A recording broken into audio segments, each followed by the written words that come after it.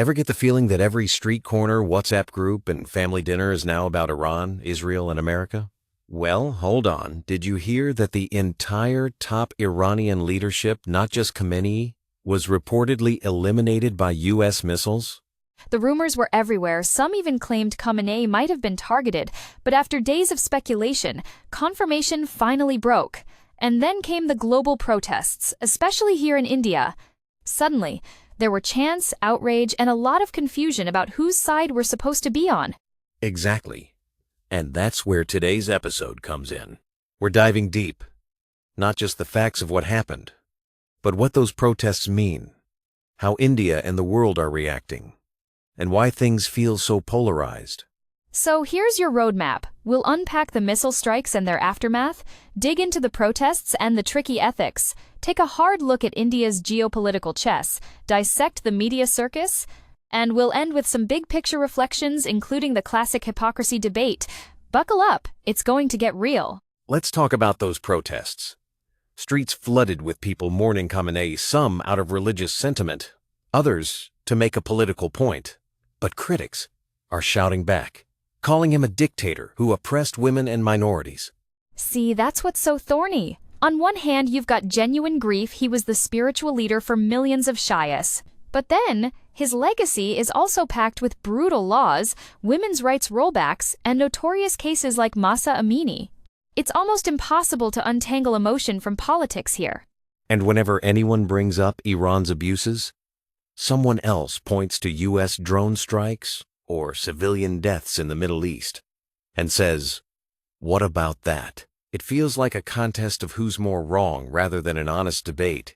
Right, and the conversation gets stuck in this cycle. Every atrocity is matched with another, and instead of accountability, it's just finger-pointing. For a lot of people, that makes it hard to know where to stand or whether to pick a side at all.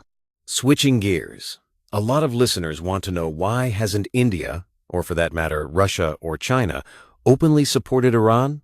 Simple answer. No one wants to back a sinking ship. As harsh as it sounds, countries tend to side with whoever looks like the winner. After the strikes, with Iran's top leadership gone, there's no real incentive for big powers to risk their own interests. But there was one moment where India could have spoken up, when an Iranian ship, in our sphere of influence, was hit near Sri Lanka. That silence was a statement in itself. Totally. People like to say India's being neutral, but silence is a choice. And it says a lot about which alliances matter most, especially when oil, trade, and global politics are on the line. Honestly, the way Indian media covered this was wild. Sirens blaring in studios, astrologers predicting missile strikes, headlines about Burj Khalifa being under attack. Did it ever feel like news or more like a movie set to you? Complete circus. I saw anchors call in self-styled experts and even astrologers to predict what would happen next, like it was the IPL. The TRP chase was so intense, Bark had to suspend ratings just to cool things off. And let's not forget the misinformation stories spreading faster than facts, and memes poking fun at the media's obsession with chaos. It's almost like the real story got buried under entertainment. That's the problem. When reporting turns into performance, everyone's just chasing views, and truth gets sidelined. Meanwhile, the public's left trying to separate fiction from reality. You know, all this outrage, whether it's about leaders, festivals, or morality, has a big undercurrent of hypocrisy. Just look at the Kanpur Bar Association's Holi party, or viral videos from Benares. People get worked up about culture when it suits them. Exactly. One day it's protect our traditions, the next it's wild parties, even in religious spaces. Same folks who judge women's clothes or movie scenes are silent when their own circles cross lines. The double standards are off the charts. And it goes beyond festivals. Whether it's mobs claiming to defend women's honor but ending up accused of harassment, or religious vigilantes getting arrested for the very crimes they claim to fight, irony runs deep. It feels like rules only apply to others until someone calls it out. Then, suddenly, everyone's a victim or an expert. That inconsistency is what really fuels polarization and mistrust. Switching topics, let's talk about how a missile in Iran can end up making your next phone or laptop more expensive. Wild, right? Seriously, most people don't see how tightly the world is knit together. Iran controls the Strait of Hormuz, a key oil route. When that shuts, South Korea's stock market tanks, chip factories get hit, and suddenly your gadgets cost more. It's a domino effect. Oil isn't just about cars or power. It's the backbone for tech, manufacturing, even the AI boom. And all those high-tech ports, massive ships, and global trade routes, one conflict can disrupt all of it.